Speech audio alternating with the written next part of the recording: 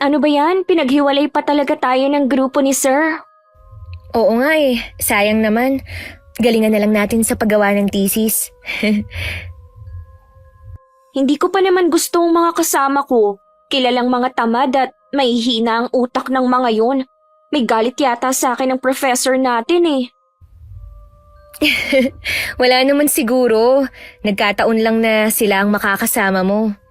Ako nga eh, hindi ko alam kung makakasundo ko ang mga kasama ko sa grupo. Ni minsan kasi, hindi ko pa sila nakasama.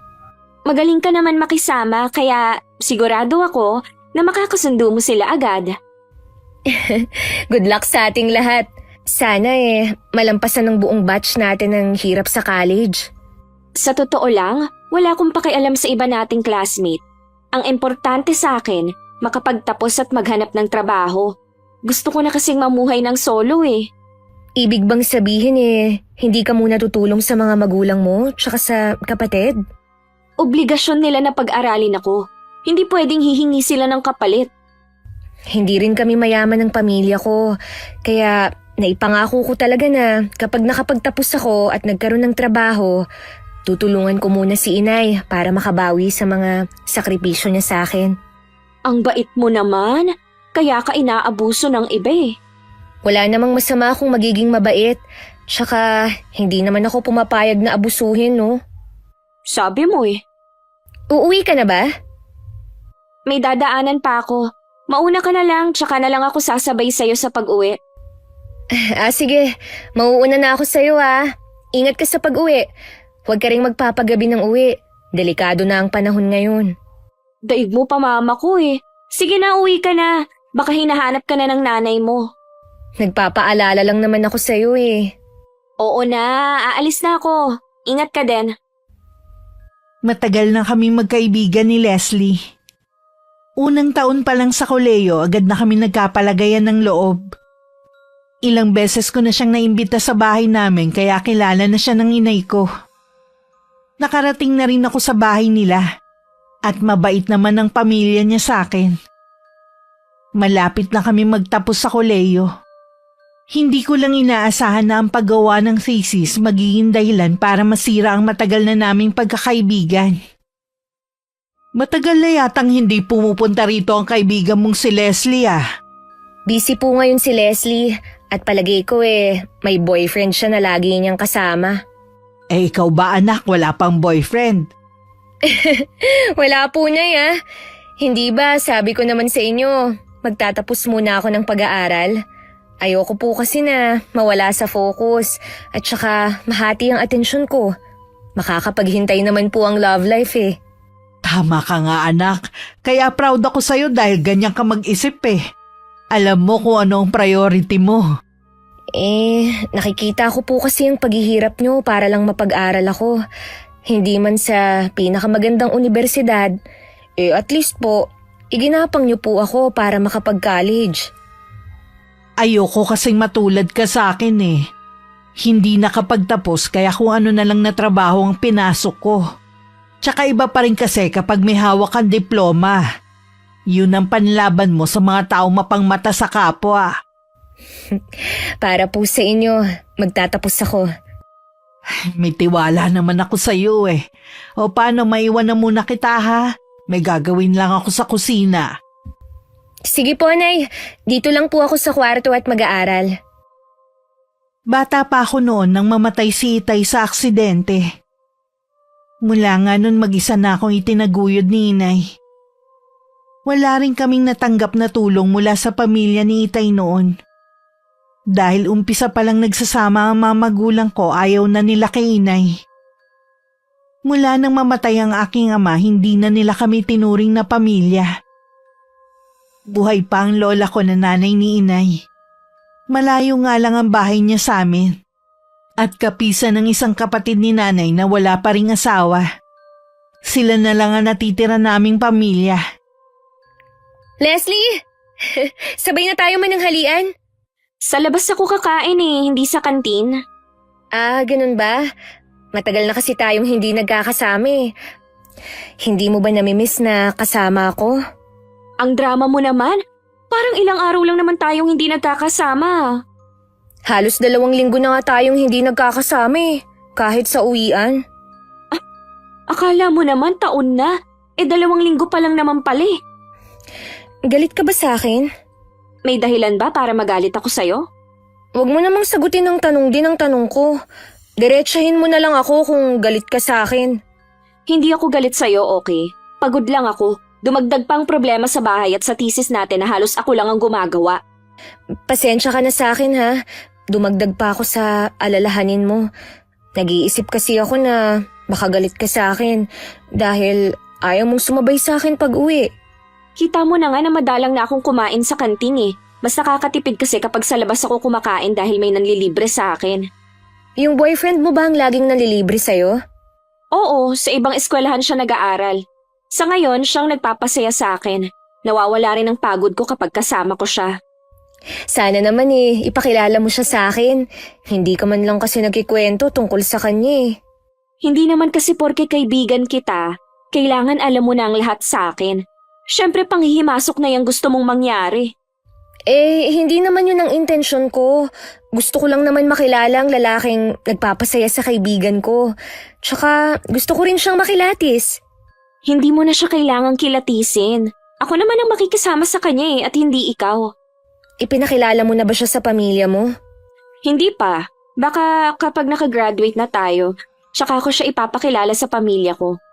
Baka nga sa mismong graduation na lang natin eh. Gusto ko na kasi siyang kasama ko sa pag-akyat ko sa stage. Bakit naman siya? Di ba dapat mga magulang mo? Dahil sila naman ang nagpakahirap para mapag-aral ka? Yun kasi ang uso ngayon eh, boyfriend o girlfriend ang kasamang umaakyat sa stage. Basta. Hindi ako sang-ayon sa gusto mong mangyari. Hindi naman ikaw ang dapat magdesisyon sa bagay na to. Kaya wala akong pakialam kung hindi ka sang-ayon. Sasaktan mo lang ang mga magulang mo sa desisyon mong yan. Buo na ang pasya ko. At graduation naman natin yun kaya ako lang ang dapat ang masusunod. Ikaw na nga ang bahala. Matanda ka na para malaman ang mali at tama. Ayan, nag-shot na si Brayden. Nasa labas na daw siya ng gate at naghihintay. Maiwan na kita ha. Mamaya na lang ulit. Napatango na lang ako kay Leslie at mabilis na siyang naglakad palayo. Pumunta na lang ako sa kantin para kumain. Akala ko mag-isa lang akong kakain. Mabuti na lang ang kagrupo ko sa ginagawa naming thesis na sa kabilang mesa at tinawag ako. Nakilala ko naman silang mababait at nakagaanan ko agad ng loob. Itinuring ko na rin silang kaibigan at ganun din sila. Pag-uwi sa bahay napansin ni Inay na parang may bumabagabag sa akin. O bakit? May problema ba sa ginagawa niyong thesis? Wala naman po, Nay.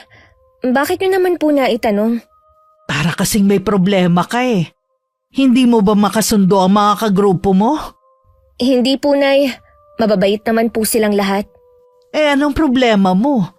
Baka gusto mong sabihin malay mo makatulong ako sa'yo. Tungkol po kay Leslie. Nag-away ba kayong dalawa? Hindi naman po. Kaya lang napansin ko na parang nagbago na siya. Hindi na nga po kami nagkakasabay kapag break time namin At ganun din po sa pag-uwi. Alam mo kasi kasama sa buhay ng tao ang paglayo ng mga kaibigan. Dahil nagbabago ang mga gusto nila at priority sa buhay. Nasanay ka kasi na siya lang ang kaibigan mo bakit hindi ka makipagkaibigan sa ibang kaedad mo? Hindi dapat na sa kanya lang umikot ang mundo mo. Tama po kayo, Nay. Nasanay na kasi ako na kami lang ang magkaibigang dalawa simula nung mag-college ako. Kumusta naman ba ang thesis na ginagawa ng kaibigan mo, ha? Ay, isa pa nga po yan, Nay Kanina, narinig ko na pinag-uusapan ng mga kasama niya na wala pa silang nasisimulan. Next week na po ang deadline nun Bakit hindi mo kinausap si Leslie tungkol sa bagay na yan? Ang dami ko nga po na gustong sabihin sa kanya. Kaya lang po, lagi siyang nagmamadali. Nag-aalala din naman po ako sa kanya na baka hindi siya makapag-enroll next sem namin kung wala silang maipapasa na thesis sa professor namin. Mukhang nauubos ang oras niya sa boyfriend niya. Ganun na nga po, Nay. Ito pa, hindi pa niya ipinapakilala sa pamilya niya ang boyfriend niya. Ang plano niya, sa graduation na lang daw namin. At balak din niya na yung lalaki ang aakyat sa stage kasama niya, imbis na magulang. Ano? Babaliwalain niya ang mga magulang niya nagpakahirap sa pagpapaaral sa kanya? Aba, hindi naman yata tama yun. Minsan lang kayong gagraduate, no? Tama lang na magulang niya ang umakyat at hindi yung boyfriend na wala namang ambag. Sa totoo lang po, Nay, ang hirap niyang paliwanagan ngayon. Hindi man lang niya nakikita ang pagmamalasakit mo. Di naman tayo pwedeng makialam sa kanya at magsumbong sa pamilya niya. Tayo lang ang mapapasama. Yun na nga po eh. Ang laki po talaga ng impluwensya ng lalaking yun sa kanya. Marami kasi siyang plano na dati hindi naman niya nasasabi. Alam ko po na kapag itinuloy niya yun, masasaktan ang pamilya niya. Iba na talaga kasi ang kabataan ngayon eh. Kapag hindi nagabayan ng maayos, naliligaw talaga ng landas. Mabuti na lang ikaw. Kahit abala ako sa paghahanap buhay nakikinig ka pa rin sa akin. Alam ko po kasi na para sa kabutihan ko naman ang sinasabi niyo. Ayoko din po kayong bigyan ng problema. Kung nasan man ang itay mo, siguradong matutuwa yun. Dahil lumaki kang mabait at masunuring bata. Nakakalungkot pa rin, Nay, na iniwan na agad tayo ng itay. Nalulungkot din ako pero kailangan nating tanggapin na hanggang dun na lang siya. Natapos na ang misyon niya dito sa lupa. Ay, siya nga po pala, Nay. Hindi ba tayo dadalaw kay Lola tsaka kay Auntie Bea? Ikaw, gusto mo bang dumalaw tayo? Ikaw lang kasi ang iniisip ko Baka pagod ka na at gusto mo na lang magpahinga. Kasi hanggang Sabado meron ka pa rin pasok Namimiss ko na rin kasi sina Lola eh. O sige, dalawin natin ang lola mo bukas. Sinunod ko ang payo ni Inay na makipagkaibigan sa iba. Dahil madalas na magkasama, naging mas malapit kami ng mga kagrupo ko. Kami na ang madalas na magkakasama sa break time. At sabay-sabay din kami sa pag-uwi. Minsan nasabi na lang ni Rain na mabait naman pala ako. At hindi suplada gaya nung una nilang iniisip sa akin. Napansin ko din na sadya kong iniiwasan ni Leslie. At galit ang tinging ipinupukol sa akin. Nagtaka naman ako. Pero dahil abala ko, hindi ko nalang siya pinansin. Dahil naging malapit na ako sa mga kagrupo, itinuring ko na silang kaibigan. Lalo na si Rain, na madalas kong sabihan ng mga hinaing ko lalo na tungkol kay Leslie. Ang galing mo rin, no? Ang galing mong magpanggap na mabait. Ha? Ano bang sinasabi mo? Hindi kita maintindihan. Akala mo yata hindi nakakarating sa akin ang sinasabi mo. Hindi talaga kita maintindihan. Pwede bang ipaliwanag mo? Ang galing mo talagang magmaang-maangan, no? Pati boyfriend ko na nanahimik, isinali mo. Naiinggit ka ba sa akin dahil ako may boyfriend at ikaw wala? Hindi Alam mong wala pa sa isip ko ang pakikipagrelasyon. At higit sa lahat, kilala mo kung hindi inggiterang tao. Akala ko kilala na kita, pero nagkamali pala ako. Kung iniisip mo na sinisiraan kita, hindi ko gagawin yun. Maniwala ka naman sa akin. Kilala mo ko, Leslie. Matagal na tayong magkaibigan. Hindi ko na alam kung sinong paniniwalaan ko. Sino ba kasi ang naninira sa akin sa'yo, ha? Kaibigan mo ba siya? Isipin mo nga muna kung dapat ba siyang pagkatiwalaan. Mula nung mag-aral tayo, ako na ang lagi mong kasama at karamay. Kahit kailan, hindi kita sisiraan kapag nakatalikod. Sige, bibigyan pa kita ng isa pang pagkakataon. Sana nga, talagang hindi ka plastic na kaibigan. Kilala mo ko. Hindi ako manghihinayang na mawala ka. Marami akong pwedeng maging kaibigan. Leslie, alam mo na pinapahalagahan ko ang pagkakaibigan natin. Maiba nga pala ako. Tapos yun na ba thesis nyo? Oo, natapos na namin. Pwede mo ba kaming tulungan? Ilang araw na lang kasi deadline na hindi pa kami nakakatapos. Ang dami niyo sa grupo Bakit hindi niyo pa nagagawa? Mga tamad nga at bobo ang mga kasama ko sa grupo. Gusto ba naman nila sa akin lahat iasa? Ano sila, sinuswerte? Mabuti nang pare-pareho na kaming mawalan. Bakit mo sa akin ipinapagawa? Baka lang kasi matulungan mo ko. Pasensya ka na. Gusto ko mang tulungan ka. Alam mo naman na mali. Tsaka, dapat din kasi, inuna mo muna yan kesa ang makipag-date sa boyfriend mo. Huwag mo na nga ako sermonan. Walang dapat sisihin dito kundi ang mga kasama ko. Tapos ikaw, ayaw mo man lang akong tulungan. Ang haba kasi ng palugit na ibinigay sa atin ng professor natin eh. Bakit hindi nyo nagawa? Kahit ikaw na lang sana, kaya mo namang gawin eh. Ako nga, kahit kasama ko ang mga kagrupo ko, halos ako pa rin ang gumawa ng thesis namin. Eh di ikaw na magaling.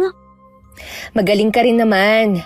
Kaya lang nawawala ka sa focus ngayon dahil sa boyfriend mo. Pwede ba, Athena? Huwag mo nang maisali-sali ang boyfriend ko sa usapan. Labas na siya dito. Siya naman talaga ang dahilan ng lahat ng pagbabago mo eh. Kapag hindi ka pa tumigil sa paninisi sa boyfriend ko, tuluyan ko nang kakalimutan ang pagkakaibigan natin. Nasa iyo naman na yun kung ayaw mo na akong maging kaibigan. Mukhang meron ka nang ipinagyayabang ah. Sino? Yung mga kagrupo mo sa thesis ha? Napansin ko nga na lagi mo silang kasama. Kulang na nga lang, magpalit-palit na kayo ng mukha eh. Wala namang masama kung magiging kaibigan ko rin sila. Tignan ko lang kung magtatagal yung pagkakaibigan nyo na nabuo lang dahil sa thesis. Napatunayan ko naman na mabait sila eh. Alam ko na. Bakit hindi ka sumama minsan sa akin para makilala mo naman sila? Ayoko nga, ang babadoy ng mga kaibigan mo. Uy, huwag ka namang magsalita ng ganyan sa kanila. Makauwi na nga lang, hindi mo rin pala ako matutulungan eh. Sabay na lang tayo. May dadaanan pa kasi ako eh. Mauna na ako sa'yo. Sandali lang, Leslie! Bahala na kung ibabagsak kami ng professor natin. Hindi naman ako nag-iisa eh. Ayaw niya talaga akong makasabay. Ay, sino kayang naninira sa akin sa kanya? Hanggang makauwi ng bahay, hindi na maalis sa isip ko ang naging pagtatalo namin ni Leslie. Nagigilty man ako dahil tinanggihan ko siyang tulungan. Alam ko namang tama lang ang ginawa ko. Nakakainis na rin kasi ang pagkabosi niya na ngayon ko lang napag-isip-isip. Hindi katulad ng mga bago kong kaibigan. Laging malumanay makipag-usap sa akin. Kaya kahit halos wala naman silang naitulong sa paggawa ng thesis namin, ayos lang naman sa akin. Nakita ko nga pala ang kaibigan mo kanina. Babatiin ko sana siya kaso kasama niya ang boyfriend niya eh. Saan niyo po sila nakita? Sa labas ng isang coffee shop. Napadaan kasi ko doon. Mukhang nagtatalo sila kahit maraming tao. Kaya po siguro mainit ang ulo niya. Nagkausap na ba kayo ngayong araw ha? Opo, gusto niyang tulungan ko siya sa paggawa ng thesis nila. Ibig mong sabihin hanggang ngayon wala pa rin silang nagagawa? Di ba sa makalawan niyo na ipapasa yun? Ganun na nga po. Tinanggihan ko nga po siya eh. Tama po ba ang ginawa ko? Oo naman. Ang tagal ng palugit na ibinigay sa inyo ng professor niyo eh. At meron siyang kagrupo. Bakit hindi nila nagawa? Marami po siyang dinahilan eh. Pero alam ko po na dahil sa boyfriend niya, doon na lang po nauubos ang oras niya. Kung patuloy siya sa ginagawa niya, baka hindi siya makagraduate. Nag-aalala na nga po ako sa kanya. Pero nagagalit pa siya na pinagsasabihan. Nagbanta pa siya na tatapusin ang pagkakaibigan namin kung hindi ko titigilan ang boyfriend niya. Okay lang naman kung ayaw na niya ako na maging kaibigan. Meron na namang pumalit sa kanya eh. Mas mababait at hindi katulad niya na bossy. Ngayon ko lang to sasabihin sa'yo ha. Noon pa napapansin ko na ang ugali ng kaibigan mong yun eh. Kahit kasi nandito sa bahay, wala siyang pakundangan na pagsalitaan ka ng mga pangit na salita. Pinababayaan ko na lang dahil kaibigan mo naman. At baka ganun lang talaga siyang magsalita. Parang ngayon lang po ako nalilinawan sa tunay niyang ugali. Kung tuluyan man kayo magkasira, huwag mong panghinayangan ng tagal ng pagkakaibigan nyo ha. Hindi siya karapat-dapat na maging kaibigan mo. Mabait ka at marunong makipagkapwa-tao. Makakahanap ka pa rin ng maraming kaibigan. Opo, Nay. Yung mga bago mong kaibigan, pwede mo silang imbitahin dito para makilala ko naman. Sabihan mo lang ako para makapaghanda ako, ha? Pwede rin po. Sasabihan ko po sila. Sigurado na matutuwa ang mga yun. Pagpasok ko isang umaga, naabutan ko sa classroom si Leslie. Parang problemado ang itsura niya. Lalapitan ko na sana siya nang marinig ko ang mga kagrupo niya. Pinag-uusapan na hindi pa sila nakakagawa ng thesis nila. Nakaramdam naman ako ng awa kaya nung break time kinausap ko siya. Narinig ko na hindi pa kayo nakakagawa ng thesis nyo. Bahala na kung ibabagsak kami ng professor natin. Hindi naman ako nag-iisa eh. Hindi ka naman dating ganyan ah. Akala ko ba gusto mo nang magtapos agad para makaalis ka na sa poder ng pamilya mo? Ano nga ang gagawin ko ha? Wala ngang kwentang mga kasama ko eh. Alam nga naman na suluhin kong paggawa ng thesis habang nagpapasarap sila sa buhay. Nawawala ka kasi ng focus sa pag-aaral eh. Huwag mo nga akong umpisahan sa paninermon mo ha? Pasalamat ka nga at wala na kayong problema sa thesis nyo. Kaya please lang, huwag mo na kaming pakialaman pa. Huwag kang mag-alala. Hindi na kita pakikialaman. Sana naman, maisip mo na nagmamalasakit lang ako sa'yo. Alam ko naman, kaya lang kasi hindi na nakakatulong yung mga sinasabi mo. Napansin naman ni Rain ng pananamlay ko. Dahil gusto kong ilabas ang saloobin ko, sinabi ko sa kanya lahat na napag-usapan namin ni Leslie. Akala ko kasi kaibigan ko na siya. Hindi ko naman akalain na ipaparating niya yun sa kaibigan ko. Pauwi na ako noon nang humarang sa dadaanan ko si Leslie. Nananalim ang mga mata niya sa pagkakatingin sa akin. Leslie? Bakit? Nagtanong ka pa talaga? Pinalampas ko na yung una, pero sa pagkakataong to, hindi na. Teka, ano bang sinasabi mo ha? Hindi kita maintindihan. Ano sinasabi mo sa mga kagrupo ko? Lalo na kay Rain tungkol sa akin ha? Ang kapal naman ng mukha mo. Porque nakagawa lang kayo ng thesis, ang yabang mo na. Ang sabi naman ng mga kagrupo mo, ang pangit naman daw. Masyado ka lang nagmamagaling at ayaw mong makialam sila sa'yo. Ha? Hindi totoo yan. Isinasama ko sila pero ipinaubaya na lang nila sa akin ang paggawa. Feeling mo kasi ang galing-galing mo. Akala ko naman totoo ang ipinapakita nilang kabaitan sa akin. Mga plastic din pala sila. Nagtiwala ka kasi agad eh. Akala ko ba matalino ka? Kaya lang mabait sila sa'yo dahil may kailangan sila. Ngayong tapos na ang thesis nyo, ano pang silbi mo? Hindi ikaw ang tipong gugustuhin nilang kaibigan. Hindi ka nga makasabay sa uso eh. Nasaan si Rain? Bakit, aawayin mo? Para namang kaya mo sila. Sasabihan ko lang sila. Ang plastic ng babaeng yun. Bahala ka. Nandun pa sila sa CR ngayon. Mula ngayon, hindi na tayo magkaibigan. Inamin naman ni Rain ang mga ginawa niya. Dagdag pa niya kaya lang naman siya nakapagkwento kay Leslie dahil unang nagkwento tungkol sa kanya ang kaibigan ko. Inamin din nila na hindi totoo na gusto nga nila akong maging kaibigan. Pinipigilan ko lang ang sarili ko na mapaiyak nun sa harapan nila. Pagkatapos ng kumprontasyon, umuwi na ako sa amin. Kinabukasan defense na namin. Kahit kabado at may bigat pa rin sa dibdib ko, maayos naman naming na-defense ang thesis namin ng kagrupo ko. Pumalakpak pa nga ang professor namin at pinuri ang gawa namin. Kabaliktaran naman kina Leslie na walang naipasa. Binigyan pa sila ng warning ng professor namin na kung hindi sila makakapagpasa, hindi sila makakapag-enroll sa susunod na SEM. Hanggang ngayon, pumapalakpak pa rin yung tenga mo sa papuri sa'yo ng professor natin. Natural na maging masaya ako. Alangan naman na maging malungkot ako. Puro ikaw na lang ang pinuri ni professor. Dahil alam niya na ikaw lang ang gumawa. Hindi mo man lang ipinagtanggol at sinabi na naghirap din naman ang mga kagrupo mo. Ako lang naman talaga ang nagpakahirap sa paggawa ng thesis namin eh.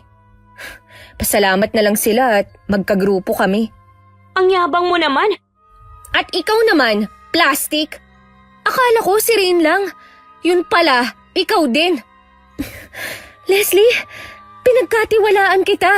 At parang kapatid na ang turing ko sa'yo. Pero pagtalikod ko, Kinikwento mo naman ako sa ibang tao. Mabuti sana kung magaganda ang sinasabi mo. Puro kasiraan ko naman. Tama lang sa'yo ang ginagawa namin. Masyado ka na kasing sip-sip sa lahat ng professor natin. Ano ka mo? Sip-sip? Huy, kahit kailan hindi ko ginawa yan. Sa'yo pa talaga manggagaling yan, samantalang lagi tayong magkasama. Kaya nga nasasabi ko to dahil lagi tayong magkasama. At alam mo na naniwala sila sa akin. Ang sama mong kaibigan. Hindi na tayo magkaibigan ngayon. Leslie, naging totoo ako sa'yo sa loob ng ilang taon. Lahat sinabi ko sa'yo, pati nga mga paborito kong pagkain eh. Tapos, sa ilang taon nating pagkakaibigan, plastic ka pala. Akala mo naman hindi ka rin plastic? Ikinukwento mo nga rin ako kina Rin eh. Oo, inaamin ko na nagkikwento ako sa kanila. Pero walang halong paninira yun. Naglalabas lang ako ng saloobin ko. Pareho din yun. Akala ko nagbago ka lang. Pero nagkamali ako. Lumabas lang ang tunay mong ugali. Ang galing mo rin magtago, no? Saan ka pupunta? Kinakausap pa kita, ha? Aray! Ang buhok ko! Huwag mong mahila-hila ang buhok ko! Sabi ko, huwag ka munang umalis. Alam mo naman na sa lahat ng ayoko yung tinatalikuran ako. Wala na tayong dapat pag-usapan! Kapag bumagsak kami ng mga kagrupo ko, walang dapat sisihin kundi ikaw. Bakit magiging kasalanan ko? Dahil nakikiusap ako sa'yo nun, hindi mo kami tinulungan. Masyado ka kasing makasarili. Lahat kayo makakapag-enroll sa susunod na SEM samantalang kami maiiwan. Hindi ko nakasalanan kung mas inuna mo pa ang pakikipagkita sa boyfriend mo kesa unahin ang thesis nyo. Sinabi ko naman sa'yo, di ba? Mga tamad nga ang mga kasama ko kaya nga humihingi ako sa'yo ng tulong eh. Sinadya mo talaga para maiwan kami sa ere. Wala kang kwentang kaibigan. Sa maraming pagkakataon, lagi kitang tinutulungan. Pero hindi sa pagkakataong to. Lumabas din ang totoo na wala ka talagang balak na tulungan ako. Alam ko naman na sarado na ang isip mo sa mga paliwanag ko. Kaya wala na akong pakialam sa lahat ng gusto mo pang sabihin sa akin. Nang humakbang ako paalis, hindi na rin naman ako pinigilan ni Leslie. Parang sasabog ang dibdib ko ng mga sandaling yun. Dahil iba't ibang emosyon na ang nararamdaman ko. Pagka-uwi wala pa si inay. Kaya dumiretso na lang ako sa kwarto at dun na ako napaiyak. Ibinuhos ko lahat ng sama ng loob ko. Hanggang sa hindi ko na namalayan na nakatulog na ako. Napabalikwas ako ng bangon at napatingin sa labas ng bintana. Madilim na pala. Siguradong nakauwi na si inay. Lumabas na lang ako ng kwarto at nakita ko nga siya sa kusina. Oh, gising ka na pala. Nung dumating ako kanina nakita kong tulog na tulog ka kaya hindi na kita ginising.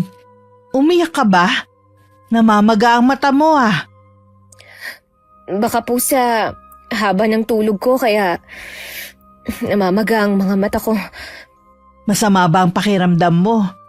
Ngayon lang kasi nangyari na nakatulog ka pagkagaling sa eskwelahan eh. Masakit nga po ang ulo ko kanina kaya siguro nakatulog ako. Ngayon ba masakit pa rin? Hindi na po, Nay. Ay, mabuti naman kung ganon. Kumusta naman ang defense nyo kanina? Okay naman po, Nay. Pinuri pa ng professor ang ginawa namin. Sabi ko na nga ba magiging maganda ang kalalabasan eh. Nakita ko naman kung paano mo pinaghirapan ang thesis na yon. Kaya lang po, hindi nakapagpasa ang grupo ni na Leslie. Kasalanan naman niya eh. Ang haba ng araw na ibinigay sa inyo, bakit hindi nila pinagtulungan na gawin? Puro kasi sila pakiramdaman eh. Kaya tuloy ang nangyari. Iyon nga po eh. Binigyan naman po sila ng konsiderasyon ng prof namin. Kailangang makapagpasa sila sa deadline dahil hindi sila makakapag-enroll sa next SEM. Tingnan mo ang resulta na kailangan nilang harapin ngayon. Sana naman magawa nila sa takdang oras. Sana nga po, Nay. Gusto ko pa rin naman po na sabay-sabay kaming magtapos eh. Nag-usap pa ba kayo ni Leslie? Hindi na po, Nay. Ay, nakakalungkot naman na Basta na lang niyang tinalikuran ng pagkakaibigan ninyo. Ganun po talaga. Sabi nga nila, walang permanente sa mundo. Ganun din sa pagkakaibigan. Di bale, may mga bago ka namang kaibigan eh. Sa kanila mo na lang ituon ang atensyon mo. Nakausap mo na ba sila kung kailan pupunta dito sa bahay? Nabanggit ko na po. Kaya lang kasi, ang dami pa naming ginagawa eh. Wala pa pong araw kung kailan sila pupunta dito sa bahay. Basta sabihan mo lang ako para maipagluto ko kayo. Salamat po, Nay, ha. Ang bait niyo po talaga. Sana lahat ng tao katulad niyo. Oh, bakit parang naiiyak ka naman dyan? Naiiyak po ako sa tuwa. Hindi po kasi lahat ng nanay katulad niyo. At hindi rin lahat ng anak katulad mo.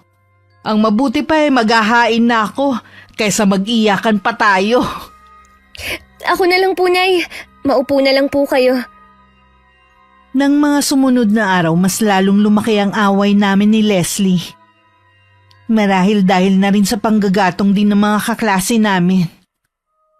Nandun pang narinig ko na kawawa ang grupo nila. Sana daw tinulungan ko na lang, total magkaibigan naman kami. Sa bugso din ng damdamin dahil sa mga narinig ko, kinumpronta ko siya nung uwian. Sana naman tigilan mo na ako. Nananahimik na nga ako eh. Ano bang ginawa ko, ha? Nananahimik din ako, ah. Huwag mo nang ipagkaila, no? Minamanipula mo ang sitwasyon para ikaw ang lumabas na biktima. Nagpapaawa ka sa mga kaklase natin para kaawaan ka. At ako ang magmukhang masama. May katibayan ka ba na yan ang ginagawa ko? Hindi ko na kailangan ng kahit anong katibayan. Kilala kita, Leslie. Lahat gagawin mo para sa'yo ang simpatsya ng lahat. Lagi kang kulang sa pansin. Alam mo, sana naman, lumaban ka ng patas. Yun naman palang pagkakakilala mo sa akin. Di sana manahimik ka na lang. Wala ka naman kasing laban eh.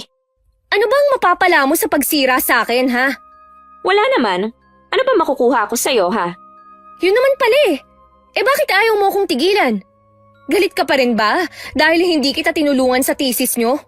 Talaga naman kasing may kasalanan ka eh. Kaibigan mo ko, pero nilaglag mo ko. Hindi kita nilaglag. Hindi naman kasi tama ang gusto mong mangyari eh. Sana naman kasi isinaalang-alang mo man lang ang pagkakaibigan natin. Ano pa ba ang ikinagagalit mo? Tapos na rin naman ah. Binigyan pa kayo ng isa pang pagkakataon ng professor natin para makapagpasa. Ipinahiya mo na kami sa buong klase, yun ang ikinasasama ng loob ko. Problema mo na yun. Hindi ko problema yun. Hindi kita titigilan hanggat hindi ikaw ang sumusuko. Alam mo, bahala ka na sa gusto mong gawin. Ngayon ko lang naisip na nasayang lang ang ilang taon kong pakikipagkaibigan sa'yo. Sa tingin mo meron pang makikipagkaibigan sa'yo, ha? Ako lang kaya ang nagtiyaga sa'yo. Sino ba naman ang makikipagkaibigan sa'yo? Tumingin ka nga sa salamin. Ang pakikipagkaibigan kung paano ka makisama. At hindi ang panlabasang pagbabasehan. Sabi mo yan pero mali ka. Patutunayan ko yan sa'yo. Nang mga sumunod na araw, mas lumala pa ang ginagawa sa akin ni Leslie at ng iba pa naming kaklase. Naroon na may kung ano-anong paratang na nakasulat sa salamin ng CR. Katulad ng malandi, sipsep at kulang sa pansin. Siya naman to, pero sa akin niya ibinabato. Hanggang kailan ba nila gagawin sa akin to? Ipag-guidance ko na kaya sila. Kaya lang, wala naman akong ebidensya na sila ang nasa likod ng lahat. Kahit nasa kantin kami, hindi pa rin nila ako binibigyan ng katahimikan. Minabuti ko na lang na sa labas na lang kumain. Hindi ko rin maintindihan kung bakit sa kanya kumakampi si na rin at ang iba ko pang naging kagrupo. Ako na rin ang sumagot sa mga katanungan ko. Magaling lang talagang umarte si Leslie. Nagpasya na lang ako na wag nang sabihin kay inay ang pinagdadaanan ko. Ayokong pati siya mamroblema. Gusto ko na harapin ko lang tong mag-isa. Kumusta ang araw mo, anak? Ayos lang po, Nay. Para yatang nangangayayat ka. Dahil po yata sa pag-iisip, ang dami rin po kasing ginagawa eh. Minsan po, nalilipasan na ng gutom. Nako, yan ang iwasan mo, ang magpalipas ng gutom. Ayoko magkasakit ka. Hindi po kasi maiwasan na eh. Pero hindi naman po lagi. Kumusta na pala ang mga kaibigan mo? Okay naman po.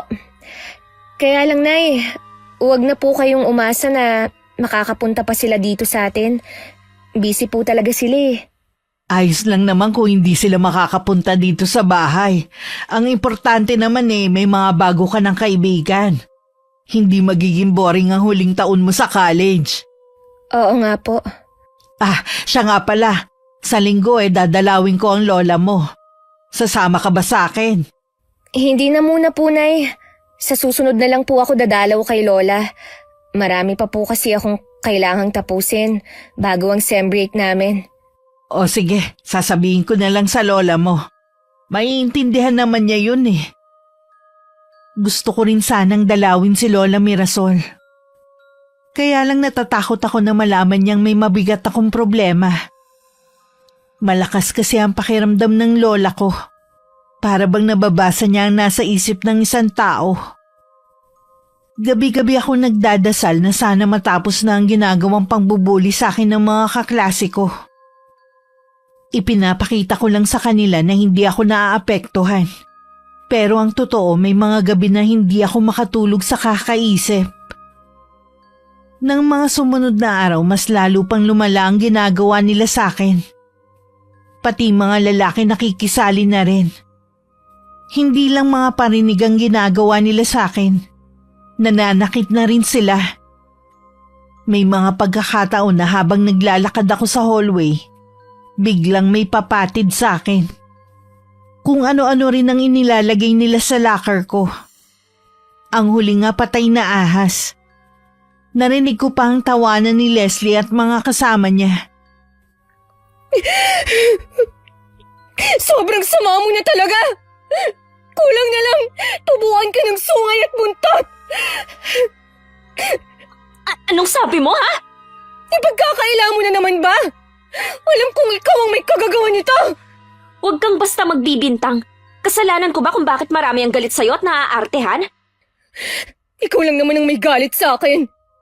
Magaling ka lang talagang magmanipula ng mga tao. Sinusulsulan mo lang sila para magalit din sa akin. Kaya mo bang patunayan yan, ha? Kahit sa sarili mo lang, Leslie. Aminin mo yung kasalanan mo sa akin.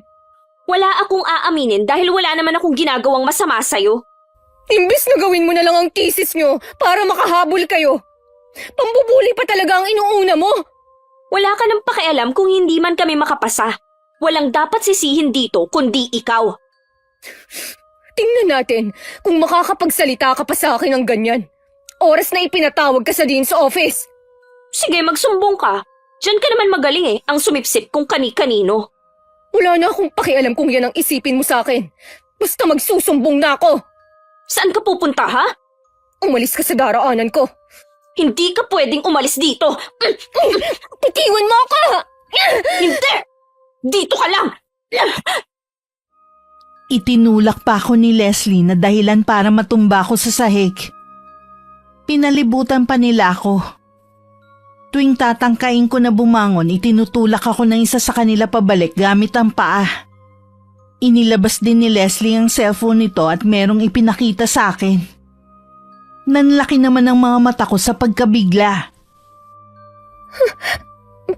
Paano yun nakuhanan? Ang bastos mo naman para videohan ako habang nasa banyo. Subukan mo lang na magsumbong at ikakalat ko to. Kitang-kita pa naman ang mukha mo dito. Ang sama mo! Wala namang dapat sisihin kundi ikaw kaya ito nangyayari sa'yo. Wala akong kasalanan sa inyo! Ang tanging pagkakamali ko lang ang magtiwala sa mga plastic na kaibigan! Itong tandaan mo, hindi ka namin titigilan. Kasalanan mo kapag bumagsak kami. Tara na, iwan na natin ang babaeng to. Nagtatawanan pa sila habang naglalakad palayo. Ang ibang naroon parang natutuwa pang makakita ng binubuli. Habang dahan-dahang tumatayo, sumagi sa isip ko na iba na talaga ang panahon ngayon. Hindi na katulad nung panahon ni inay na kinikwento niya. Mas kinakampihan at binibigyan pa ng simpatya ang mga bully kesa sa mga inaapi.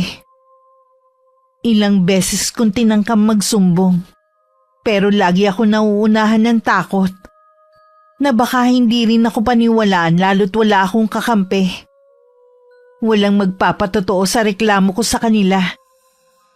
Hindi ko akalaing dahil sa ginagawa nila maaapektuhan ako ng husto.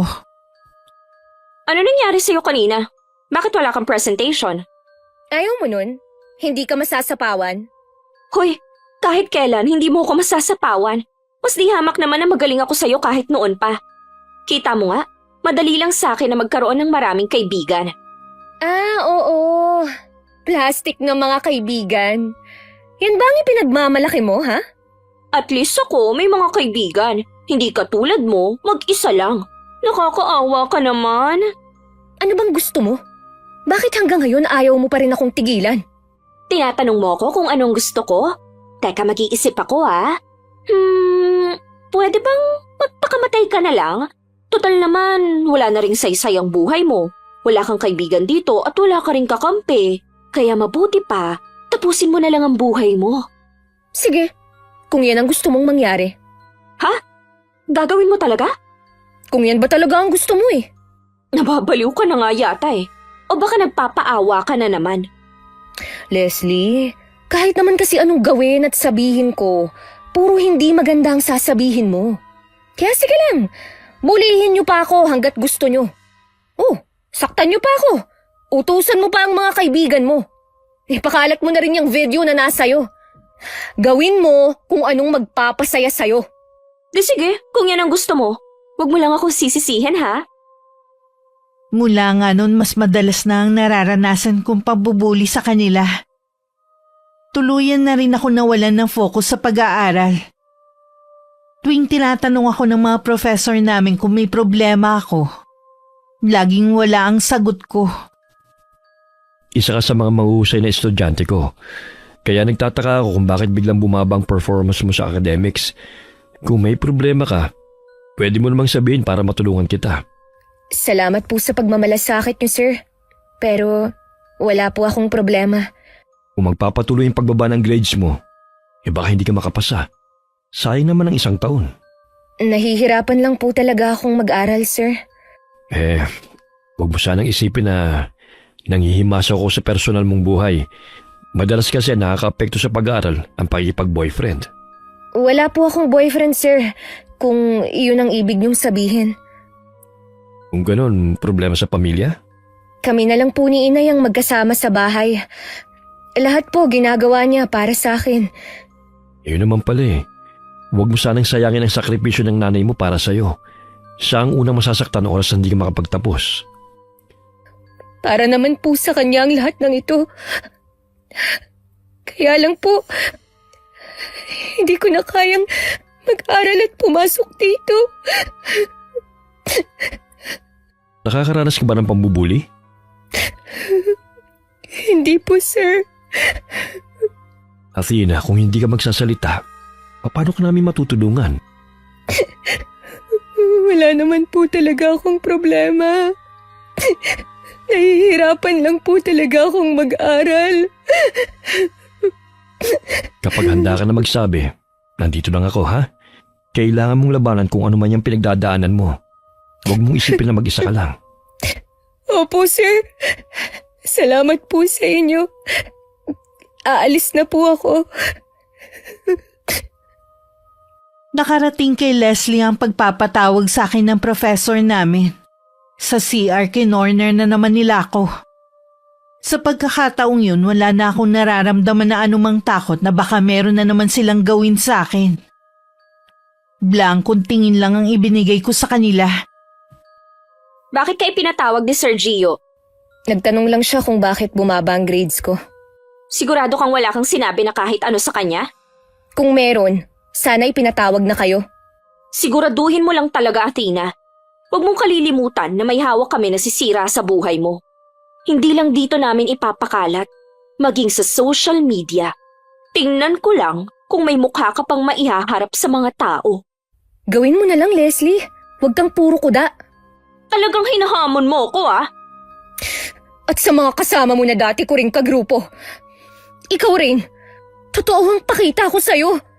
Itinuring na kitang kaibigan. Pero anong ginawa mo? Trinaydor mo ko.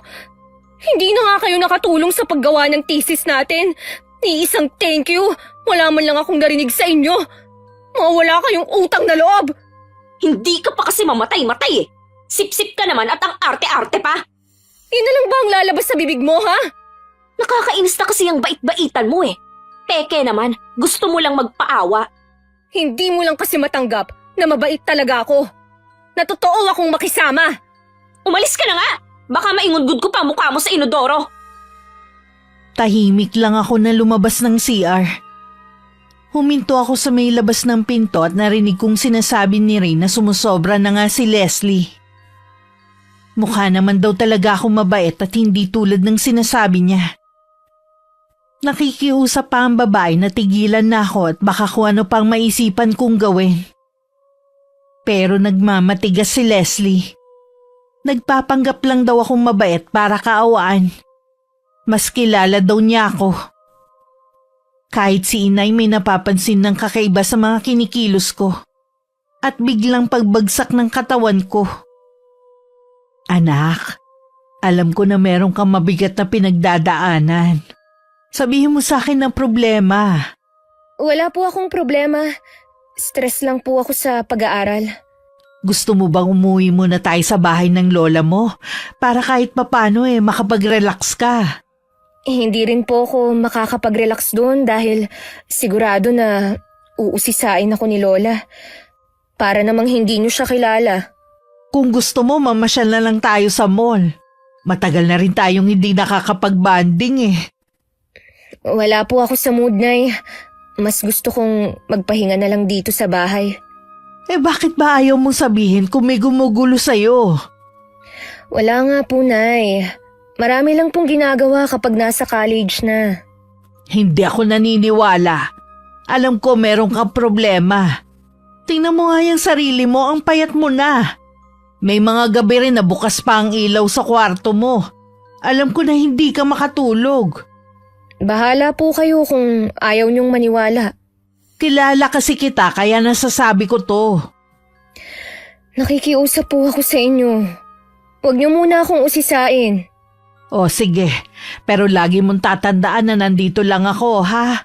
Handang makinig at dumamay sa'yo. Alam ko naman po yun. Dahil sa kakulangan sa tulog at hindi na rin ako masyadong makakain. Isang araw habang nasa klase, bigla na lang akong hinimatay. Nadala naman agad ako sa klinik at pinauwi na lang ng araw na yon. Nang sumunod na araw, umugong ang balita na baka buntis ako. Alam ko namang si Leslie ang nagpakalat ng kasinungalingang yon. Bakit ka pa pumasok? Hindi ba dapat nagpapahinga ka na lang sa bahay ninyo? Sige ka, baka makunan ka. Siguro, ikaw na naman ang nagpakalat ng balitang buntis ako, no? Wala naman kasing ibang gagawa nun kundi ikaw. O ngayon, sirang-sira na ang pangalan ko. Sana maging masaya ka. Ikaw naman ang may kagagawan kung bakit nasira ka sa eskwelahan na to. Magtapat ka nga, Leslie. May lihim ka bang inggit sa akin mula pa noon? Ano? Ako maiinggit sa'yo? Patawa ka naman. Wala na kasi akong ibang maisip eh. Ilusyonada ka rin pala, no? Ang dami mong pangit na katangian. Ewan ko ba kung bakit pa kita napagtiyagaan ng ilang taon? Kasi, walang ibang tumutulong sa'yo. Kahit sa pera, ako mang nagpapahiram sa'yo. Alam mo, hindi ka lang plastic na kaibigan. Wala ka ring utang na loob. Ikaw na babae ka? Anong nangyayari dito? Sergio, kayo po pala. Nag-uusap lang po kami ni Athena. Totoo bang sinasabi niya, Athena? Opo, sir. Nag-uusap lang kami. Leslie, marami na akong nadidinig na reklamo sa iyo at sa grupo mo. Isa ba si Athena sa mga binubuli niyo? Hindi po sir ha. Magkaibigan po kami ni Athena mula pa noon. Oras na makakalap lang ako ng mga ebidensya na totoo ang mga reklamo sa inyo ng ibang estudyante, ako mismo magbibigay ng disciplinary action sa inyo. Halata naman po na meron kayong kinikilingan eh. Noon pa naman po, mainit na ang dugo niyo sa amin. Dahil alam ko na meron kayong ginagawa na hindi maganda sa university na ito. Eh kung isumbong ko kaya kayo sa dean? Ano naman ang isusumbong mo? Gagawa mo rin ba ng kwento para siraan? Hindi naman po kasi tama na may paborito kayo sa klase niyo. Dapat patas ang trato niyo sa amin. Patas ako sa lahat ng mga estudyante ko. Ang ayoko lang ay ang mga nambubuli sa kapwa estudyante nila. Wala naman pong bully sa klase niyo eh. Talaga? Malalaman natin kapag tapos lang ang investigasyon. Mabuti pa, Athena, sumabay ka na hanggang sasakayan. Sige po, sir. Kahit hindi ako lumingon, alam kong matalim ang titig sa amin ni Leslie. Nakahinga rin ako ng maluwag dahil inabutan kami ni Sir Gio. Kung hindi siya dumating, baka kung ano na naman ang gawin sa akin ni Leslie. Hanggang makauwi sa bahay, iniisip ko ang nabuo kong plano. Kinuha ko ang maliit na notebook. Mula na magkalamat ang samahan namin ni Leslie, sa notebook ko na yun sinusulat ang lahat ng ginagawa nila sa akin. Para bang yun na naging sumbungan ko sa mga nangyayari. Mabuti maaga kang umuwi ngayon. Eto, binilhan kita ng paborito mong turon. Kainin mo na habang mainit pa. Salamat po, Nay. Kaya lang, busog pa po ako eh.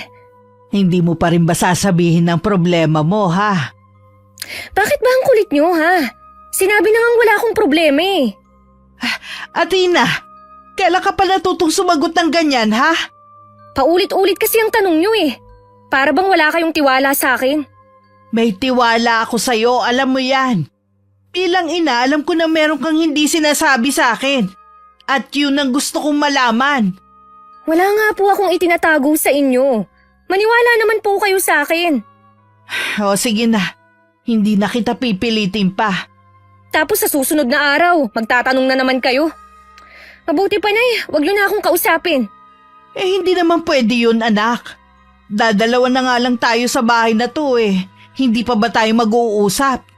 Kung gusto niyo po na kausapin ko kayo, wag niyo na akong tatanungin kung may problema ako. Dahil wala naman talaga. Oh, saan ka pupunta? Magpapahangin lang po ako sa labas. Huwag kang magpapagabi, ha? Hindi na ako sumagot pa. Basta tuloy-tuloy na akong lumabas ng bahay. Tahimik naman sa loob ng village kung saan kami nakatira. Hindi rin ganun karami ang mga nakatira at may mga bakante pang ang bahay. Habang nasa labas ako, nagdesisyon naman si inay na pakialaman ang mga gamit ko sa kwarto. Alam niya kasing hindi niya ako mapipilit na magsabi ng totoo. Nakita niya ang maliit na notebook sa drawer ko at binasa. Pagkatapos mabasa hanggang huli, napahagulgol na lang siya ng awa sa akin. At galit sa mga nambubuli sa akin. Susundan na sana kita sa labas eh. Saan ka ba nakaabot? Hanggang sa may clubhouse lang po. Halika na sa kusina, nakaluto na ako. Inilagay ko na muna sa ref yung turon para may makain ka pa bukas. Nay, May sasabihin ka ba? ayoko na pong mag-aral. Ha? Eh bakit naman? Hindi rin naman ako makakapag-enroll sa susunod na SEM eh. Sayang lang ang pera nyo. Pero bakit naman? Di ba nagawa nyo naman ang thesis nyo? Sabi mo nga pinuri pa kayo ng professor nyo. Oo nga po, pero bigla pong bumaba ang grades ko eh. Nahihirapan na po akong mag-focus sa pag-aaral. Alam ko may kinalaman ng anumang pinagdadaanan mo sa nangyayari sa'yo. Pinipilit ko namang labanan ang nangyayari sa akin pero lagi akong pinangungunahan ng takot at hiya. Alam mo nandito lang ako para sa'yo. Handa akong makinig. Hindi niyo rin ako matutulungan dahil kasalanan ko ang mga nangyayari sa akin ngayon. Hindi yan totoo, anak. Wala kang kasalanan. Kung ganun po, bakit lahat sila galit sa akin? Ayaw din nilang makipagkaibigan sa akin. Alam ko na may mali. Kaya kasalanan ko ang lahat ng nangyayari sa akin. Nang mapahagulgol ako ng iyak, lumapit sa akin si inay. At saka ako mahigpit na niyakap. Hindi na ako nagsalita at hindi na rin nagtanong si inay. Lingid sa akin, alam na niya ang pinagdadaanan ko. Ilang araw na akong hindi pumapasok. Lagi lang akong tulala sa kwarto ko. Hindi na rin ako nakakatulog. Minsan gising ako sa gabi at wala na akong ginawa kundi ang magsulat sa isang notebook. Isinusulat ko doon ang mga pangarap ko na hindi na matutupad. Pinatingin na rin ako ni inay sa psychiatrist. Niresetahan naman ako ng pampakalma para makatulog. Marami ring pagkain na pinaiwas sa akin. Anak, kailangan mong labanan ang nararamdaman mo. Huwag kang patatalo kung talagang mahal mo ko. Ang hirap po kasi, Nay. Lagi kong naririnig sa isip ko ang mga sinasabi nila. Paulit-ulit na lang. Hindi masaya sa tagumpay mo ang mga taong yun. Kaya gusto nilang pabagsakin ka. Puno sila ng inggit sa'yo dahil hindi nila kayang gawin ang mga nagagawa mo. Katulad sa thesis, ikaw lang ang gumawa. Pero sila kahit marami silang magkakagrupo, hindi pa rin nila nagawa. Gusto ko pong mag-aral. Pero hindi rin naman nila ako titigilan eh. Gagawa ako ng paraan para makapasok ka sa ibang university. Basta magpagaling ka, anak, ha? Opo, Nay. Para sa inyo, pipilitin kong gumaling sa nararamdaman ko. Pumunta si inay sa university para kausapin ang professor ko. At para makakuha na rin ng impormasyon sa mga nambuli sa akin. Hinarap naman siya ni Sir Gio sa faculty. At labis din ng paggagulat sa nalaman niyang kalagayan ko. Ikinalulungkot ko po ang nangyayari sa anak niyo. Alam ko po na hindi birong dumadanas ng depresyon. Nagkaganyan din po ang kapatid ko noon. At sa awa po ng Diyos at suporta namin, nalampasan niya ang pagsubok sa buhay niya. Nabasa ko sa notebook niya ang mga ginawa nila sa anak ko. Pinangungunahan niyo ng itinuring niyang kaibigan na si Leslie. Ilang beses ko po siyang kinausap kung may problema siya. Pero hindi po siya nagsasalita kahit anong pilit ko. Huwag niyo po sanang isipin na hindi namin inaaksyon ng mga kaso ng bullying sa university na ito. Kaya lang po, kailangan namin ng kooperasyon mula sa biktima. Masyado kasing mahihain ng anak ko eh. Pinangungunahan siya ng matinding takot sa kung anong sasabihin ng mga tao sa kanya. Naintindihan ko po. Isa sa mga dahilan kung bakit mas pinipili na lang ng mga biktima na manahimik. Maliban kay Leslie, gusto ko sanang makilala ang ibang binanggit ng anak ko sa notebook niya. Bakit po gusto niyo pa silang makilala? May balak po ba kayo magsampa ng kaso? Wala akong balak na magsampa pa ng kaso. Abala lang yun sa amin eh. Mas importante sa akin ang paggaling ng anak ko. Kung meron po akong may tutulong, Yun lang po ang kailangan ko, sir. Wala na akong ibang tulong na kailangan. sumunod po kayo sa akin. Nalaman ni inay ang mga pangalan ng mga kaklase ko na kasama ko sa thesis. Hindi na napansin ni Sir Gio ang pagkuyom ng kamao ni inay at matinding galit sa kanyang mga mata. Marami na nga akong reklamo na natatanggap sa grupo ng mga yan eh. Isang matibay na ebidensya lang ang hinihintay ko para makikout na sila sa eskwelahan na ito. Hindi namin sila pinanghihinayangan na mawala. Alang-alang sa iba pang estudyante. Naniniwala ako na masusolusyonan niyo ang problema. Kawawa kasi ang matitinong estudyante. Ikumusta niya na lang po kay Athena. Sana makabalik na siya kaagad sa pag-aaral. Nangihinayang ako na kailangan niyang tumigil muna dahil sa kalagayan niya. Kapag gumaling na siya, hindi ko na siya pag-aaralin sa eskwelahan na to. Igagalang ko po ang desisyon niyo. Nang makaalis si inay, tsaka naman lumapit si Leslie sa professor namin. Nakita niya kasi ang pagdating ni inay at pag-uusap ng dalawa. Nasisiguro niyang tungkol sa akin ang sadyaro ni inay. Halos 1 linggo na rin kasi kung hindi pumapasok. Sir Gio, sandali lang po. Pwede po ba kayong makausap? Sige. Tungkol ba saan? Nakita ko po kayo nakausap ang nanay ni Athena. Kilala mo palang nanay niya. Opo, dahil ilang beses na rin ako nakarating sa bahay nila. Ganun pala kayo kalapit sa isa't isa ni Athena. Kaya nagtataka ako kung bakit niyo siya binubuli. Hindi po totoo yan. Magkaibigan kami ni Athena. Kung ganun, bakit mo pinangunahan ng pambubuli kay Athena kung talagang kaibigan ang turing mo sa kanya? Wala nga pong katotohanan yan, sir. Urahin mo na ang video na meron ka tungkol kay Athena. Oras na kumalat yon. Ako mismo ang makakalaban mo. Ano po bang sinabi sa inyo ng nanay ni Athena? Ang katotohanan sa ginawa ninyo, kung ano man ang aksyon na gawin sa inyo ni Mrs. Santos, labas na ang eskwelahan. Maniwala naman kayo, sir. Wala kaming ginagawang masama kay Athena. Huwag ka sa akin magpaliwanag. Dahil sa ginawa ninyo, may sinira kayong tao. Ano pong nangyari kay Athena? Wala ako sa posisyon para magbigay ng impormasyon. Akala ko ba magkaibigan kayo? Ba't hindi mo yata alam? Masyado po kasing malihim ang kaibigan kong yon. Hindi po siya basta nagsasalita. Ngayon alam mo na.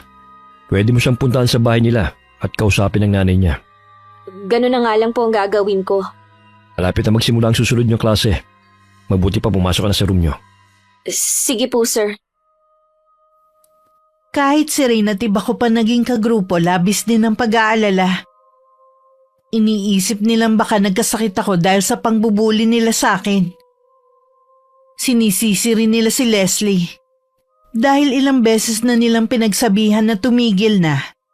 Pero tinuloy pa rin ang ginagawa sa akin.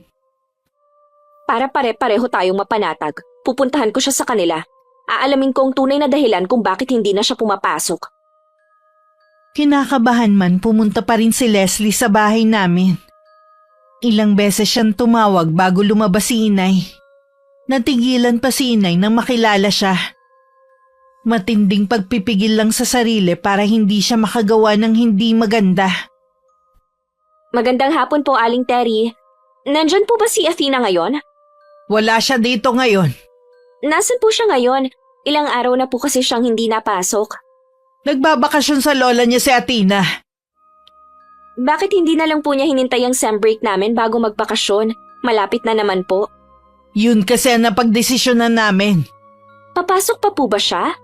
Hindi ko pa masasagot ang tanong mo sa ngayon. Depende sa sitwasyon. Ganun po ba?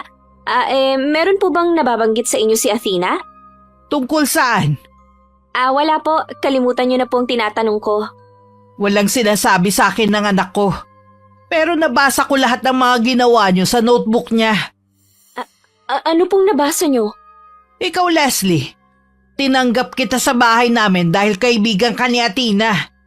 Wala kaming pinakita sa'yo na masama, lalo na ang anak ko. Higit pa sa kapatid ang turing niya sa'yo. Paano mo to nagawa sa kanya? Hindi ko po alam ang sinasabi niyo. Huwag ka na magsinungaling pa. Kaya nagtataka naman ako sa'yo na may lakas ka pa ng loob na magpakita rito. Inutusan ka ba ng mga kasama mo na alamin ang kalagayan ni Athena? Pwes, wala kayong malalaman na kahit ano. Nasaan po ba si Athena? Bakit niyo po ba siya itinatago?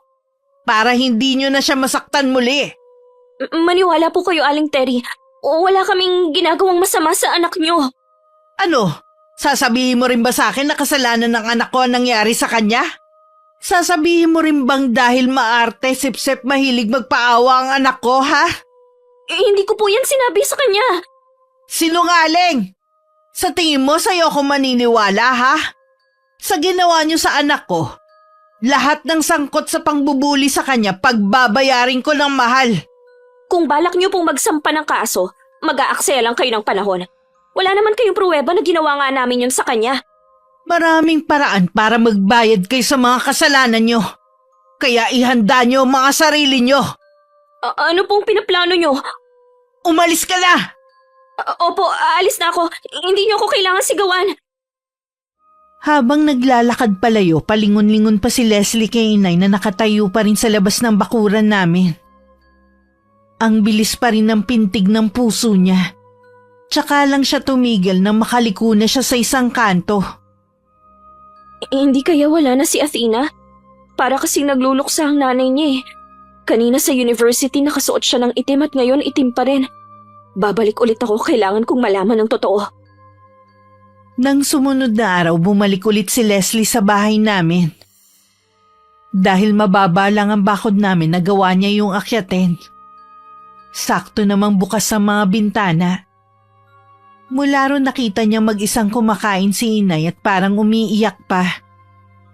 Sa pagmamasid ni Leslie, napansin niyang may sinding kandila sa altar at naroon ang larawan ko. Umalis na rin siya agad sa bahay namin at sinabi kay Ray na natuklasan at posibilidad na wala na nga ako. Pagdating sa bahay nila, nagkulong lang sa kwarto si Leslie. Kahit anong tawag sa kanya ng mga kasama sa bahay, hindi siya lumabas. Patay ka na nga ba, Athena? Pero paano? Diyos ko, hindi kaya nagpakamatay ka gaya ng iba na nabubuli? Ganun ba talaga kahina ang loob mo? Hindi naman ganyan ang pagkakakilala ko sa'yo Oras na malaman to ng iba, baka bigla silang maawa sa'yo at isumbong kami sa pamunuan ng eskwelahan. Anong gagawin ko? Nang gabing yon, labis na binabagabag si Leslie tungkol sa nangyari sa akin. Kinabukasan pagpasok, para siyang lutang at masakit din ang ulo. Pare-pareho din silang nagpapakiramdaman ng mga sandaling yun. Alam ni Leslie na binabagabag na rin ang mga kaklase namin. Hapon na nun. Bago umuwi, dumaan muna ang grupo ni Rain sa CR para mag-ayos. Pero hindi pa man sila nagtatagal, nagpatay sindi na ang ilaw. Sabay-sabay sila nagsigawan. Dahil nakita nila ang imahe ko sa salamin na duguan habang dilat ang mga mata. Kung ganun, patay na nga si Athena. Pwedeng nagpakamatay siya dahil hindi kinaya ang ginawa natin sa kanya. Naalala ko, sinabihan ko nga pala siya na magpakamatay na lang dahil wala naman siyang silbi. Parang binanggit niya na tutuparin niya ang kahilingan ko. Athena naman! Bakit mo ginawa yun? Biro lang naman yan sa akin Sunod-sunod pa ang mga kababalaghang naranasan ng grupo. Hanggang isa-isa silang dinapuan ng hindi maipaliwanag na sakit. Dahil sa labis na takot, kinausap na ni Leslie ang professor namin. Multo? Walang multo sa eskwela na ito, Leslie. Huwag ka magpakalat ng maling impormasyon. Matagal na ako nagtuturo dito. At maliban pa ron, dito rin ako nag-aral kaya alam ko na walang multo rito. Pwedeng noon po, pero ngayon meron na. Pare-pareho po kasi kami ng naranasan ng mga kaibigan ko. Kung totoong may multo, sino naman kaya siya? At anong kailangan niya sa inyo? Ang multo na yun, sir, si Athena. Hindi siya matahimik kaya tinatakot niya kami. Paano magiging multo ay buhay pa yung tao? Nakakaranas lang siya ng depresyon dahil sa mga ginawa ninyo. Nagpapagaling lang siya. Pwede pong sinabi lang yun ng nanay ni Athena, pero ang totoo patay na siya. Hindi sana nabalitaan natin. Hindi pwede na walang magsasabi. Nakita ko rin po na umiiyak si Aling Terry at nasa altar ang litrato ng anak niya at may mga nakasinding kandila. Nananahimik na yung tao. Huwag niyo na siyang isama sa mga kalokohan ninyo. Maniwala naman kayo, sir. Nagpapakita sa amin si Athena. Sa mga sinasabi mong yan, para mo na ring inamin na biktima si Athena ng pambubuli nyo. Oo, sir. Pinuli nga namin si Athena. Hindi naman po namin akalain na magpapakamatay siya Hanggat wala tayong pruweba, hindi natin pwedeng sabihin na patay na nga siya. Nagpapakita na nga siya bilang multo Ano pa bang katibayan? Hindi rin kayo paniniwalaan.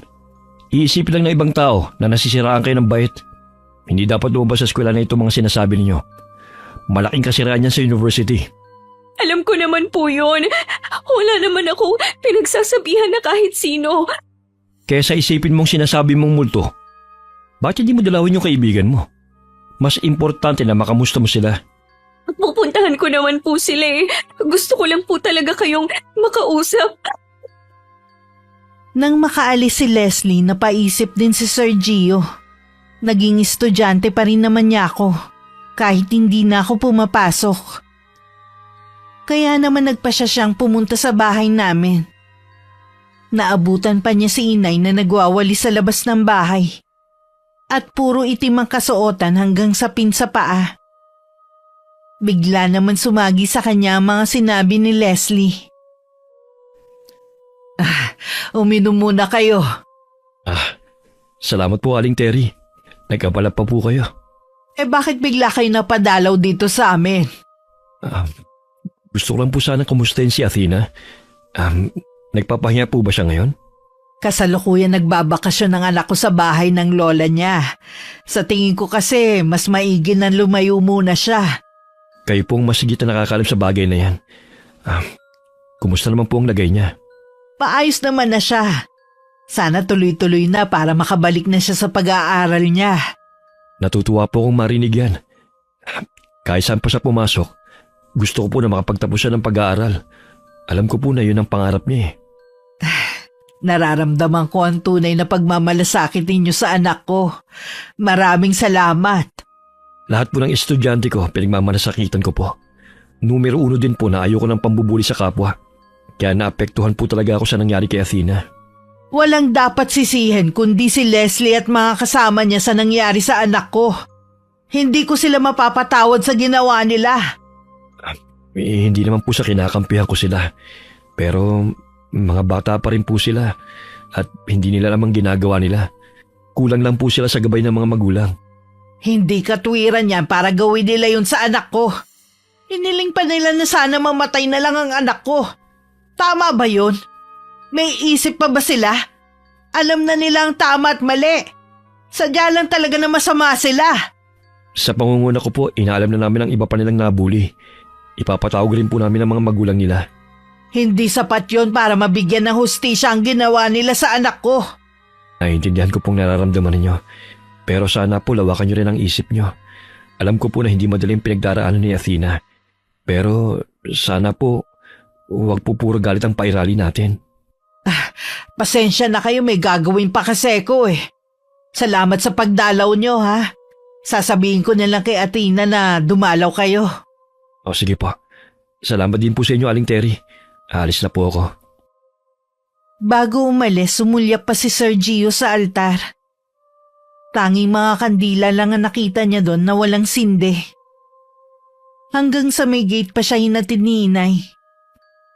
Pagbalik sa loob ng bahay, tsaka lang sinindihan ni Inay ang mga kandila. Yun kasi ang bili ni Lola Mirasol sa kanya na bago sumapit ang 6:00 ng hapon, sindihan na niya ang mga yun. Sa galit ni Inay dahil sa ginawa sa akin, kinausap niya si Lola Mirasol. Alam niya kasing may kaalaman sa itim na karunungan ng kanyang ina. Hindi naman nagdalawang isip si Lola na gumawa ng orasyon para singilin ng mga nagkasala sa akin. Malapit mo nang makamtan ng hustisya dahil sa nangyari sa iyo, anak. Isusunod na natin si Leslie. Mas matindi ang dadanasin niyang paghihirap. Nang mga oras na yun, dinalaw ni Leslie ang mga kaklase namin. Hindi siya makapaniwala sa mga kalagayan ng mga yun. Lahat sila hindi makapagsalita dahil namamaga ang bibig hanggang lalamunan. Ang huli niyang dinalaw ay si Rain. Dun siya nagtagal. Huwag mo nang pilitin ang sarili mo na magsalita. Sinabi naman ng mama mo na kapag pinipilit mong ibuka ang bibig mo, sumusuka ka ng dugo. Itinuturo mo ang papel at ballpen? Sandali, kukuha lang ako ah. O ito, ano kaya ang gusto mong sabihin sa akin? Nanginginig pa ang mga kamay ni Rain habang may sinusulat sa papel na binigay ni Leslie. Nang matapos ang kaklase namin, para siyang pagod na pagod. Magpahinga ka na muna, Rain. Ano ba tong sinulat mo? Kulam? Tama ba, kulam? Ang ibig sabihin mo, kinukulam kayo? Sigurado ako na nakasama ako. Nang makawi, iyak nang iyak si Leslie dahil sa matinding takot. Nasisiguro niyang susunod na rin siya. Baka kaya siya hinuli dahil mas matindi ang parusang ibibigay sa kanya. Ayoko mangyari yun sa akin. Sigurado ako na nanay ni Athena ang may gawa nito. Ayoko pang mamatay. May pangarap pa ako. Athena, patawarin mo na ako. Nagsisisi na ako sa mga ginawa ko. Nadala lang ako ng ng nararamdaman ko. Patawarin mo na ako.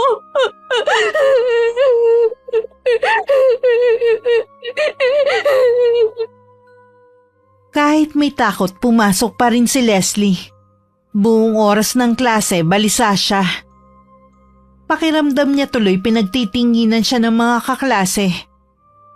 Nagulat pa siya nang ipatawag siya ni Sir Gio. Lumabas lang investigasyon. Hindi lang pala si Athena ang binuli niyo. Pati yung nagtangkang tulungan siya. Meron pa nagsabi na sinabihan mo si Athena na sana mamatay na siya. Kaya ba nakakasiguro kang wala na nga siya? Nakikita po kasi namin ang multo niya. Kaya nasabi ko na baka patay na siya. Nakausap ko ang inay niya. Nasisiguro ko na buhay pa si Athena. Nakita niyo pa ba siya? Nasa bahay siya ng lola niya. Naniwala naman kayo. Bakit ba kasi pinagpipilit mong patay na si Athena, ha? Kung buhay pa po si Athena, hindi sana kukulamin ni Aling Terry si Narine at alam ko rin na ako na ang isusunod niya. Mabigat na paratang yung sinasabi mo. Gusto mo pa talaga madagdagan ang kaso mo? Nagsasabi po ako ng totoo, sir. Mangkukulam si Aling Terry. Tama na, Leslie. Nambuli na nga kayo eh. Pinagbibintangan niyo pang mangkukulam ang nanay ni Athena. Bakit hindi na lang kayo humingi ng tawad sa mag-ina? Paano po namin gagawin yun kung nakaratay na mga kasama ko? Gagaling din sila. Pinapagamot na sila ng mga magulang nila. Alam ko po kahit humingi pa ako ng tawad, hindi na rin ako patatawarin ni Aling Terry. Hindi mo pa nga sinusubukan eh. Sumusuko ka na kagad. At isa pa, ito ang resulta ng ginawa ninyo na dapat niyong harapin. Sana maging aral na ito sa inyo. May expel po ba kami, sir? Pasensya na. Mabigat ang ginawa ninyo. Alam niyo na mahigpit na ipinagbabawal sa eskwela na ito ang bullying. Hindi niyo po ba kami pwedeng bigyan ng isa pang pagkakataon, sir? Maniwala ka, ipinaglabang ko kayo. Dahil inisip ko rin na kinabukasan nyo. Pero hindi lang kasi ako nagdedesisyon sa bagay na ito eh. Inaamin ko naman po ang pagkakamali namin. Bakit ang bigat naman yata ng kapalit? Makakapag-aral ka pa naman sa ibang eskwelahan eh. Sana lang sa susunod, mag-focus ka na lang sa pag-aaral. Iwasan mo yung mga masasamang impluensya. Hindi ko po alam kung pag-aralin pa ako ng mga magulang ko kapag nalaman nila to. Pasensya ka na. Wala na ako may tutulong pa. Bago pa dapuan ng karamdaman si Leslie, pinuntahan niya isa-isa sa kanilang bahay ang mga kaklase namin. Sa isang notebook, pinagsulat niya ang mga yun na humihingi ng tawad sa akin. Kasama ang kanilang pirma. Sa bahay na nagsulat si Leslie, lahat ng kasalanang ginawa niya sa akin isinulat niya. At ang labis niyang pagsisisi. Nung gabing yun, dinapuan na rin siya ng karamdaman. Pakiramdam niya hindi na magtatagal ang buhay niya. Suka kasi siya ng suka. Masakit ang ulo at parang may tumutusok na libo-libong karayon sa buo niyang katawan.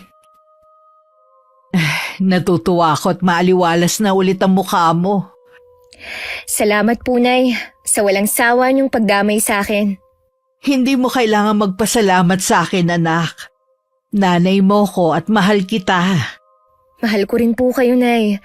Kaya ayoko po na nakakagawa kayo ng masama sa kapwa. Anong ibig mo sabihin, anak? Alam ko po na pinakulam niyo kay Lola Mirasol sina Leslie at ang iba pa. Tama lang yun sa kanila. Magdusa sila gaya ng nangyari sa'yo. Patawarin niyo po ako, Nay, kung dahil sa akin, nagawa niyong gumanti. Wala ka namang kasalanan eh. Sila ang may malaking kasalanan sa'yo. Nay, patawarin na po natin sila. Lumayo na lang po tayo at sa ibang lugar mamuhay ng tahimik. Aalis tayo pagkatapos kong maparusahan ng mga yon. Pasensya ka na, anak, ha. Hindi ko sila mapapatawad. Hindi nga sila humihingi ng kapatawaran sa'yo eh. Alam ko po na hindi biro ang pinagdadaanan nila ngayon. Naaawa lang po ako. Isipin mo na lang, anak, sila nga hindi naawa sa'yo eh. Lalo na si Leslie.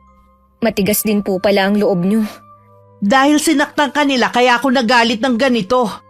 Walang ina ang gustong masaktan ng mga anak nila. Sana maintindihan mo ko.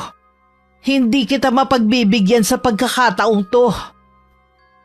Marami ako naiisip na sana lumaban na lang ako noon. Baka sakaling hindi umabot sa ganito. Ayoko rin kasi na maging masama si inay dahil sa kanyang pagganti. Hindi yun ang itinuro niya habang lumalaki ako. Hindi pa rin ako nawawalan ng pag-asa na makukumbinsi ko rin si inay. Napatawarin na ang mga tinuring kong kaibigan. Sabi ni Lola Mirasol, tanging pagpapatawad lamang ni inay ang magpapawalang bisa sa kulam niya. Abala kami ni inay sa panonood ng TV na makarinig kami ng pagtawag sa may gate. Lumabas naman si inay. Sumilip ako sa may bintana at nakita ko si Leslie na nasa wheelchair. At nakakaawa ang itsura. Nakita ko na merong inabot na notebook ang kasama nito kay inay. Ano po ang inabot sa inyo ng kasama ni Leslie? Isang notebook. Nakasulat dito ang paghingi nila ng tawad sa atin. Sabi ng kasama ni Leslie, lahat daw sila hindi na nakakapagsalita. Namamaga daw kasi ang bibig hanggang lalamunan. Sa nababasa ko po, Nay, sincere naman sila sa paghingi ng kapatawaran sa atin. Lalo na itong kay Leslie. Nasa labas pa ba siya? Oo. Lalabas lang po ako. Bago pa ako mapigilan ni inay, lumabas na ako. Nilapitan ko si Leslie at lumuhod sa harapan niya para magpantay kami. Hinawakan ko rin ang kamay niya kahit puno yun ng sugat. Buhay ka? Oo, buhay pa ako. Nagpagaling lang ako sa bahay ng lola ko. Nabasa ko ang isinulat mo at ng iba pa. Pinapatawad ko na kayo. Sana ganun din kayo sa akin. Ayokong merong kagalit.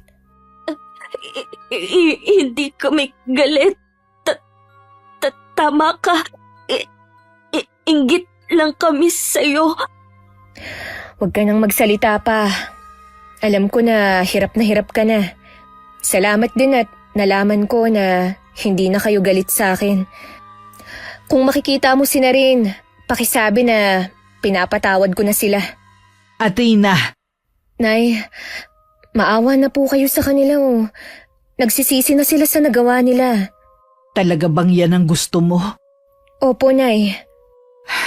Sige, alang-alang sa'yo. Handa ko silang patawarin. Basta mangako lang sila na wala silang pagsasabihan ng tungkol sa atin. Alam ko po na ililihim nila yun. Salamat po, Aling Terry. Athena.